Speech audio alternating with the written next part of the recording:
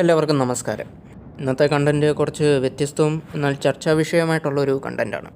നിങ്ങൾക്കറിയാം, നമ്മുടെ നാട്ടിൽ ഇപ്പോൾ കുറച്ച് നാളായിട്ട് മൃഗങ്ങളെ കൊണ്ടുള്ള ശല്യം കൂടിക്കൂടി വരികയും കാട്ടിൽ നിന്ന് മൃഗങ്ങൾ നാട്ടിലിറങ്ങുന്നത് നേരത്തെ നമ്മൾ കേട്ടിട്ടുണ്ട്.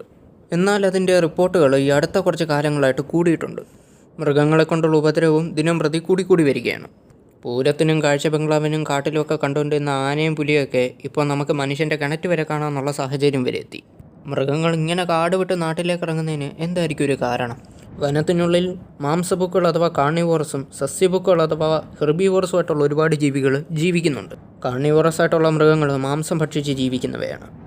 കാർണിവോറസ് ആയിട്ടുള്ള മൃഗങ്ങൾ കാട്ടിനുള്ളിൽ മറ്റ് ജീവികളെ ഭക്ഷിച്ച് ജീവിക്കുന്നവയാണ്. എന്നാൽ ഇതേ കാട്ടിനുള്ളിൽ അവർക്ക് വേണ്ട രീതിയിൽ ഭക്ഷണം കിട്ടാതെ വരുമ്പോൾ അവർ നാട്ടിലിറങ്ങും. നാട്ടിൽ വളർത്തുന്ന ആട്, കോഴി, പശു പോലുള്ള മൃഗങ്ങളെയാണ് അവർ നാട്ടിലിറങ്ങി വേട്ടയാടുക. വന്യമൃഗങ്ങളെ പിടിക്കുന്നതിലും എളുപ്പമാണ് ഒരു സ്ഥലത്ത് മാത്രം നിൽക്കുന്ന ഈ ജീവികളെ പിടിക്കുക. ഈ പണി എളുപ്പമാണെന്ന് മനസ്സിലായി കഴിയുമ്പോൾ അവർ വീണ്ടും വീണ്ടും ഈ പരിപാടി കാണിച്ചുകൊണ്ടിരിക്കും. ക്രമേണ ഇതൊരു പതിവായി മാറും. പിന്നെ ചില ഘട്ടങ്ങളിൽ വേട്ടയാടി ജീവിക്കുന്ന ജീവികൾക്ക് വേട്ടയാടാൻ പറ്റാത്ത സാഹചര്യം ഉണ്ടാകും. പ്രായാധിക്യം, അതുപോലെ പരിക്കുകൾ, ഇതൊക്കെയായിരിക്കും അതിന് കാരണം. ഇതും നാട്ടിലിറങ്ങിയ ഒരു പ്രശ്നം സൃഷ്ടിക്കാനായിട്ട് കാരണമാണ്. ഇതേ പ്രശ്നം കാണുമുണ്ടാകുന്ന മറ്റൊരു വലിയ പ്രശ്നമാണ് ഈ ജീവികൾ ഒരുപക്ഷെ നരഭോജിയാവാനുള്ള ചാൻസ് കൂടുക എന്നുള്ളത്. ഒട്ടുമിക്ക നരഭോജികളായിട്ടുള്ള മൃഗങ്ങളെ സൃഷ്ടിക്കുന്നതും അവർക്ക് വേട്ടയാടാൻ പറ്റാത്ത സാഹചര്യം തന്നെയാണ്. വലിയ വലിയ പരിക്കുകൾ ഉണ്ടാവുക, പ്രായം കൂടുന്തോറും വേട്ടയാടാനുള്ള ശക്തി കുറയുക, അഥവാ വലിയ വലിയ മൃഗങ്ങളെ കീഴ്പ്പെടുത്താനുള്ള ശക്തി കുറയുക, ഇതൊക്കെയും ഒരു നരഭോജി കടുവയും പുലിയും സൃഷ്ടിക്കുന്നതിന് കാരണമാണ്. ഇത്തരം ജീവികൾ ജീവിച്ചിരിക്കുന്നതും മനുഷ്യന് ദോഷമാണ്. സസ്യഭുക്കുകളുടെ കേസിലേക്ക് വന്നാലും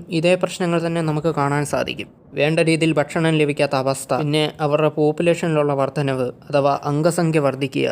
കൂട്ടമായിട്ട് ജീവിക്കുന്ന ജീവികൾ അംഗസംഖ്യ വർദ്ധിക്കുമ്പോൾ അവർക്ക് ഭക്ഷണക്രമത്തിൽ പ്രശ്നങ്ങൾ നേരിടാൻ തുടങ്ങും. ഇങ്ങനെയുള്ള ജീവികൾ ക്രമേണ നാട്ടിലിറങ്ങുകയും കാർഷിക വിളകൾ നശിപ്പിക്കുകയും അവ ഭക്ഷിക്കുകയും ചെയ്യും. പിന്നെ അനധികൃതമായ വനത്തിലേക്കുള്ള കടന്നുകയറ്റം, നിയന്ത്രണമില്ലാത്ത രീതിയിലുള്ള ഡീഫോറസ്റ്റേഷൻ, മനുഷ്യനിർമ്മിതമായിട്ടുള്ള മറ്റ് പാരിസ്ഥിതിക പ്രശ്നങ്ങൾ, ഇതൊക്കെയും മൃഗങ്ങളെ നാട്ടിലേക്ക് ഇറങ്ങാൻ പ്രേരിപ്പിച്ചുകൊണ്ടേയിരിക്കും. കൃത്യമായി ഒന്ന് നോക്കിയാൽ കുറേയധികം സ്വാഭാവികമായിട്ടുള്ള പ്രശ്നങ്ങളും എന്നാൽ കുറേയേറെ മനുഷ്യർ മാത്രം കാരണമുണ്ടാകുന്ന പ്രശ്നങ്ങളും ഇതിലും. സ്വാഭാവികമായിട്ടുള്ള പ്രശ്നങ്ങളെ നമുക്കൊന്നും ചെയ്യാൻ സാധിക്കില്ല. ഒരു പരിധിവരെ അതിനെ പ്രിവെൻറ്റ് ചെയ്യാൻ മാത്രമേ സാധിക്കുകയുള്ളൂ. എന്നാൽ മനുഷ്യനിർമ്മിതമായിട്ടുള്ള പ്രശ്നങ്ങളെ നമുക്കൊരു പരിധിവരെ നിയന്ത്രിച്ച് നിർത്താനും സാധിക്കും. നിങ്ങളുടെ അഭിപ്രായങ്ങൾ നിങ്ങൾക്ക് കമൻറ്റ് ചെയ്യുക.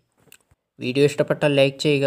കൂട്ടത്തിൽ ഇതുപോലത്തെ വീഡിയോകൾ കാണാനായി ഈ ചാനൽ ഒന്ന് സബ്സ്ക്രൈബ് കൂടെ ചെയ്ത് ആ ബെൽ ബട്ടൺ കൂടെ എനേബിൾ ചെയ്യുക. അടുത്ത വീഡിയോയിൽ നമുക്ക് വീണ്ടും കാണാം. ബൈ.